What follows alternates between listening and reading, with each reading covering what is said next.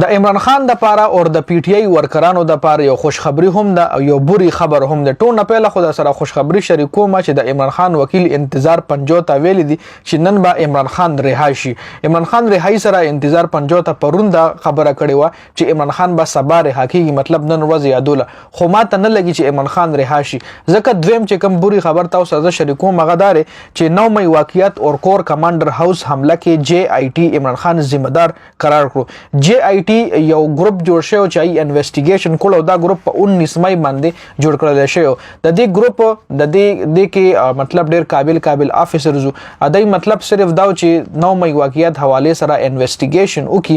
د کې د مطلب پولیس کسان هم، د کې د اف ای ای کسان هم، کې د شي د کې د ای اس ای کسان هم، خدای له کمپلیټ علم نشته چې کم ډپارټمنټ کسان دي کیو، خو اوس هغه دا داوا کړی دا چې کور کمانډر هاوس لاهور کې چې کومه حمله شوی و په 9 مئی باندې اور 9 مئی واقعیت حواله سره عمران خان دی پورا ذمہ دار قرار کړی دی په دغه واقعیت کې. جی خو بل دی حواله سره عمران خان جیل نه هم څه پیغام جاری کړی دی. تاسو له معلومه پرون دغه شیر افضل مروت او یو بل کس یادېږي دغه نوم زماره ذهن نه وته چې دغه عمران خان سره ملاقات شو. نو دی حواله سره عمران خان 3 سوالونه کړی دي چې دغه 3 سوالونو جواب ملو شنو د 9 مئی واقعیت کس په هم پیدا شي چې اصل ګناګار څوک ته، ماستر مایند د 9 مئی واقعیت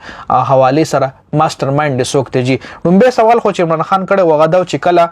عمران خان د بایومټریک کیمرې نه گرفتار کړل شنو د اغاز سی سی ټی وی فوټیج چا غایب کو، مطلب دا غږ چې د کیمرې کوم ریکارډو نو کم خلاړو چا غایب کو. بل کور کمانډر هاوس سی سی ټی وی فوټیج څه شو، مطلب کور کمانډر هاوس باندې چې کوم حمله شوی و نو خامخالته به کیمرې لګېدلې وي، نو هغه کیمرې ریکارډ څه شو، هغه کیمرې ریکارډ دی عمران خان بار وي چې دغه ټول ریکارډ درا پیدا کیو کلیام د په میډیا باندې چلې میډیا والے د هم راغوړي چې کوم ګناګار سړی نو بالکل سزا دی ول ورکړي. بل عمران خان دا سوال هم کړی دی چې کله جوډیشل کمپلیکس کې په عمران خان باندې حمله وشو قاتلانه، نو هغه فایل کم خلاړو په کم فایل چې عمران خان دسخط کړو. جی د دې 3 سوالونو جواب چې ملو شي نو د 9 مئی واقعیت حواله سره 9 مئی کې چې کم ماستر مایند سړی دی او کم یو کس په دې کې ملوث دی دا غي جواب به اتوماتیکلی پیدا شي. نو د پی ټی آی چې څومره هم ورکران دی یا عمران خان د پاره یو خو خبردار چې انتظار پنجو ته ویل دي چې سایفر کیس کې به عمران خان نن ورځ یادول چې نن به رها کیږي. نو ګورو به چې رستو بیا څه اپډیټ راځي به تاسو سره ان شاء الله زه شریکوم.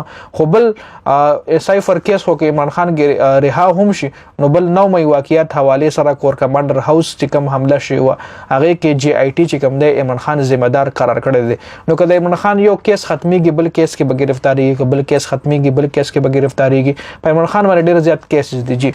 نو سوې مچ هغه نن هم رها شي، خو بیا هم د عمران خان چې کوم وکیل له انتظار پنجو ته هغه دا خوشخبری سنو کړی دا، خو کچري 9 مئی واقعیت حواله سره یا په عمران خان باندې نور کم کیسز وي هغه نه عمران خان مطلب ریلیف ولا ملو شو نو بیا عمران خان کړه سایفر کیس کې هم نن رها شو نو بیا به زمان پارک رهایشګاه خپل کور ته واپس لاړ شي، ورنه کلم سایفر کیس نه رها نه شو یا جج په چټي یا څه بل څه مسله راغه او یا که رها شو هغه نه پس په بل مقدمه کې گیر شو نو دا هم پاسبل لږی. دا شارغون اپډیټ سو ډیر زیات مننه جی. والسلام.